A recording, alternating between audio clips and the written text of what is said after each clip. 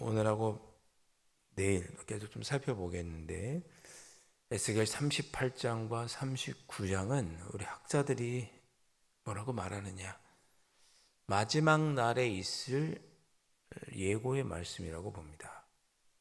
그러니까 이스라엘의 멸망과 관련된 이런 내용이 아니고 온 인류의 역사의 마지막 날에 있을, 쉽게 말하면 우리 종말에 있을 일을 예고하는 말씀이다, 그렇게 봅니다. 그렇게 보는 이유는 저기 밑에 8절에 보니까 여러 날 후 곧 말년에 이렇게 되어 있습니다. 말년, 마지막 때에 그런 거죠.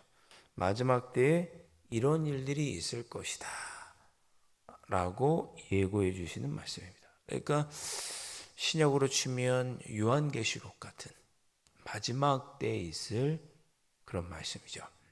이제 38장, 39장이 이제 그런 내용이 될 것입니다. 그래서 사실 내용이 좀 읽는 데는 문제가 없는데 이게 무슨 말인가, 읽는 거는 우리가 잘 읽는데 영어가 아니고 일본말도 아니고 다 읽는데, 그러나 뜻은 이해하기가 좀 어렵습니다. 자, 보시면 여호와의 말씀이 내게 임하여 이르시되 인자야 너는 마곡 땅에 있는 로스와 메섹과 두바랑. 로스와 메섹과 두발은 알겠는데 로스가 어디인지 메섹은 어디인지 쉽게 짐작하기가 어렵습니다. 근데 두로는 이스라엘 위쪽에 있는 도시국가니까 그 근방에 있는 어디 있는 도시국가로구나라고 짐작할 뿐이지 로스가 어디인지 성경에 나오지는 않습니다. 근데 어찌됐든 간에 이스라엘 바깥에 특히 마곡이라고 하는 지역에 있는 이 로스와 메섹과 두발 왕, 이 로스와 메섹과 두발 지역을 다스리는 왕, 곧 그 사람을 가리켜 곡이라고 했습니다. 곡. 그렇죠?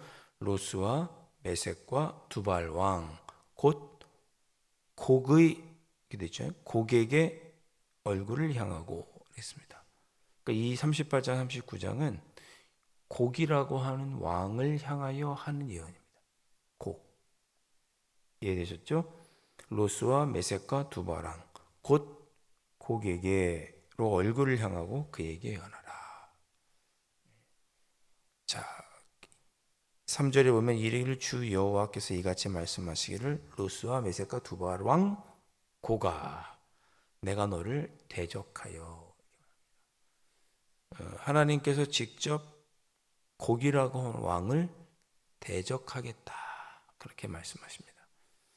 그래서 학자들은 이 곡이라는 실제 이 곡이라고 발음하는 그런 왕이 나올지 어느 직책을 가리키는 건지 정확하게는 모르지만 분명한 것은 그 곡이라고 하는 자가 나중에 나타날 텐데 그는 하나님께서 대적하는 자다.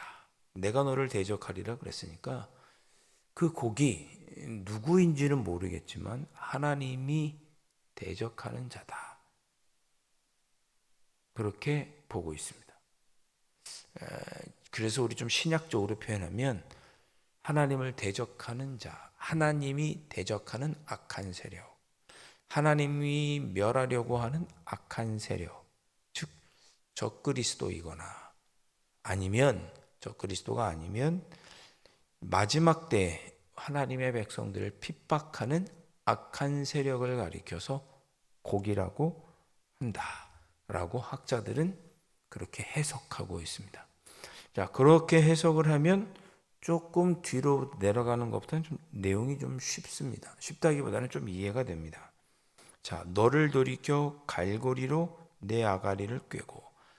야, 뭐 아주 그냥 과격한 표현입니다. 갈고리로 내 아가리를 꿰고. 무슨 욕도 아니고 거친 표현이 나오죠. 근데 그 정도로 이렇게 좀 과격한 표현이지만 너와 내 온 군대를 끌어내리라 그랬습니다. 군대를 끌어낸다는 얘기는 전쟁터로 끌어내는 거죠. 그 밑에 보면 5절에 그들과 함께한 방패와 투구를 갖춘 바사와 구스와 풋과. 그러니까 이 로스와 메섹과 두발 왕, 이 세족을 다스리는 왕 곡, 하나님이 대적하는 악한 자, 그 곡과 함께하는 악한 자들인 거죠. 바사와 구스와 붓나라, 그리고 6절의 고멜과 그 모든 때도 함께 끌어내리라 그랬습니다. 어디로? 전쟁터로. 군사들을 끌어내는 건 전쟁하기 위함이니까. 아마도 이 끌어내는 전쟁이 마지막 전쟁, 신약에서 말하는 그 마지막 때의 그 전쟁이 아니겠는가. 끌어내어서 전쟁하려고 하는 거죠. 그때 우두머리가 누구예요? 그 악한 자들을 불러서 전쟁하는 그 우두머리가 누구냐? 곡이에요, 곡. 자, 7절. 너는 스스로 예비하되 너와 내게 모인 모든 무리 다 스스로 예비해라. 전쟁을 위해서 준비해라. 그러면서 7절에 너는 그들의 우두머리가 될지어다 그랬습니다. 좋은 일이 아닌 거죠. 대적하는, 하나님께서 대적하는, 3절 끝에 있는 내가 너를 대적하리라 그랬잖아요. 하나님께서 대적하는, 하나님의 원수가 된, 하나님께서 멸하려고 하는 악한 세력들, 두 곡뿐만 아니라 구스, 분 여러 나라들이 있는데 다 함께 하는데, 하나님이 그 멸하려고 하는 그 악한 세력의 우두머리를 누가 되게 하겠느냐? 곡. 그들이 우두머리가 네가 될 것이다. 하나님께서 그렇게 말씀하시는 거예요. 자, 이들이 왜 악한 자인가? 8절에 보니까 말년에, 여러 날 후 곧 말년에, 종말의 때 내가 명령을 받고 그 땅 곧 오래 황폐했던 이스라엘 산에 이르리니. 이스라엘 백성들 여기 올라 그 땅 백성은 칼을 벗어나서 여러 나라에서 모여 들어오며 이방에서 나와 다 평안히 거주하는 중이라. 하나님의 자녀들이 살고 있는데, 그들이 평안히 지내고 있는데, 고기, 그리고 곡과 고기 우두머리가 된 여러 악한 세력들이 9절에 뭐라고 그래요? 광풍같이 구름대같이 하나님 평안히 지내고 있는 하나님의 백성에게 들이닥칠 거다. 지금으로 표현하면 종말의 때 믿는 하나님의 자녀들을 핍박하는 악한 세력들로 등장하는 모습인 거죠. 이 곡을 우두머리로 한 악한 자들이 평안히 지내고 있는 하나님의 백성들을 갑자기 광풍같이 구름대같이 덮을 것이다. 네, 그런 일이 발생. 언제? 말년에, 마지막 때. 그런 뜻입니다. 10절. 주 여호와께서 이같이 말씀하셨느니라. 그날에 내 마음에서 여러 가지 생각이 나서 악한 꾀를 내어 말하기를. 악한 생각으로 말하는 거죠. 저기 평안의 고을들로 가자. 다 거기는 성벽도 없고 문이나 빗장도 없이 염려도 없이 평안히 거주하는 자들이다. 성벽도 없고 아무런 대비 없이 문을 달고 평안히 지내면 쉽게 군사들이 들어가서 점령할 수 있겠죠. 저 땅을 우리가 차지하자.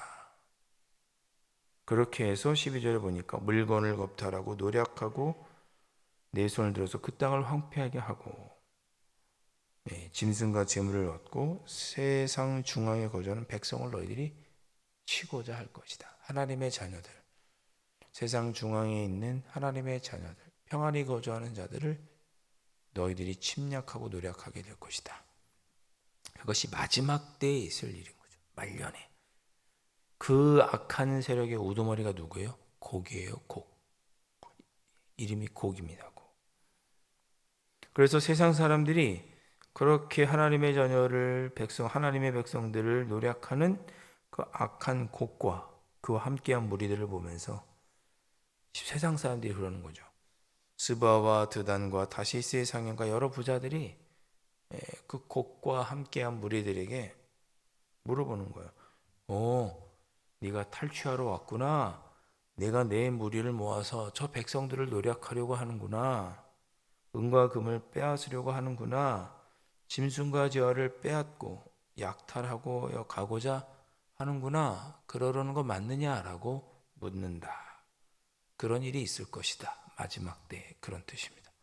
신약으로 그대로 다시 또 말씀드리면 마지막 때 하나님의 자녀들에게 갑작스런 핍박이 닥쳐올 텐데, 우리 요한계시록 같은 거 보면 요한계시록 제가 언젠가는 꼭 설교하고 싶은데 요한계시록에 보면 어떻습니까? 이 악마의 표 같은 것들이 있잖아요. 그래서 하나님의 자녀들을 핍박하죠. 그게 뭐 네로일 수도 있고 또 무슨 도미티안 황제일 수도 있고 그 이름을 풀었더니 숫자가 666이 나오고 뭐 그런 악한 자들이 하나님의 백성들을 마지막 때에 핍박하는 그 모습, 그리고 세상 사람들은 저들이 하나님의 백성들을 핍박하고자 하는구나 라고 평가하게 되는 그런 때가 올 것이다. 종말의 때가 이런 모습이다 라고 알려주시는 말씀이 에스겔 38장입니다.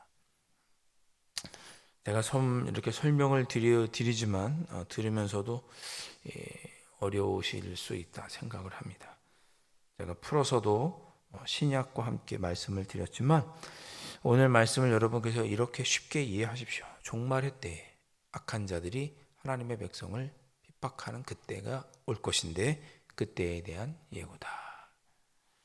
자, 마지막 때에 하나님의 백성, 하나님의 자녀들을 위협하는 세력이 있을 것이다. 그 우두머리가 오늘 본문에 나오는 곡이라고 불리는 비유적인 표현이죠. 자, 그래서 에스겔 38장은 마지막 때에 하나님의 백성, 하나님의 자녀를 위협하는 세력이 있을 것이고 그 놀랍게도 그 악한 세력도 다 하나님의 섭리 안에 있음을 보여주고 있습니다. 하나님께서 다 예고하시잖아요. 그런 일이 있을 것이고 이방 사람들이 너희들 이렇게 평가할 것이다. 이런 표현들이, 이런 설명들이 여러분에게 또 위로가 되시면 좋겠습니다. 마지막 때에 그리스도인들, 하나님의 자녀들을 핍박하는 일이 있구나.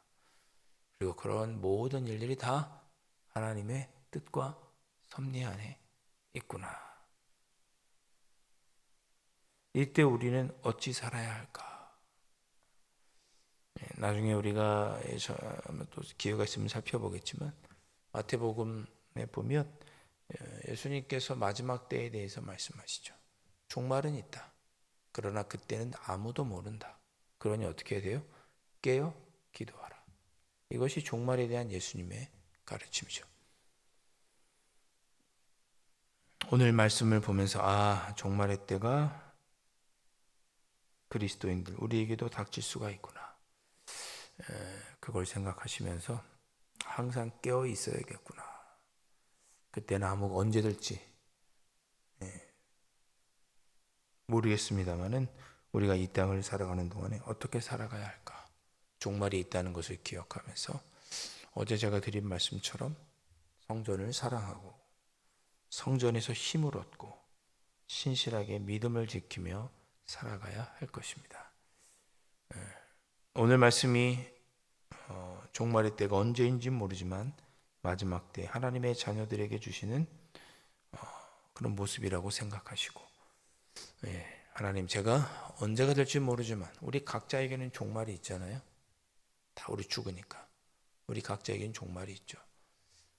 또 우리 각자에게 종말은 아니더라도 악한 자의 핍박과 어려움은 닥쳐오죠. 그럴 때 신실하게 믿음을 지키고 성전을 사모하면서 이 성전에서 하나님이 주시는 힘을 얻고 하나님의 자녀로 끝까지 살아갈 수 있도록 힘과 능력을 더하여 주옵소서. 이 새벽에 그렇게 기도해 보시기를 주님의 이름으로 축원드립니다. 기도하겠습니다. 하나님, 우리는 지금 평안하게 믿음의 담도 없이 성벽도 없이 하나님의 은혜 안에 평안히 지내고 있습니다. 그러나 언젠가 마지막 때가 되면 이렇게 우리가 평안히 신앙생활하는 일이 어려워지는 악한 자들의 핍박과 어려움들이 있을 것입니다. 그때가 언제인지는 알 수 없지만 그때를 위하여 지금부터 신실한 믿음 생활을 잘 감당하는 저희들의 삶이 될 수 있도록 인도하여 주시고 주님의 몸된 이 성전을 중심으로 신앙생활하며 여기서 힘을 얻고 하나님의 백성으로 아름답게 살아가는 신실한 믿음으로 살아가는 저희들의 삶이 될 수 있도록 성령 하나님 인도하여 주시옵소서. 귀하신 예수 그리스도의 이름으로 간절히 기도하옵나이다. 아멘. 하늘에 계신 우리 아버지, 아버지의 이름을 거룩하게 하시며 아버지의 나라가 오게 하시며 아버지의 뜻이 하늘에서와 같이 땅에서도 이루어지게 하소서. 오늘 우리에게 일용할 양식을 주시고 우리가 우리에게 잘못한 사람을 용서하여 준 것 같이 우리 죄를 용서하여 주시고 우리를 시험에 빠지지 않게 하시고 악에서 구하소서. 나라와 권능과 영광이 영원히 아버지의 것입니다. 아멘.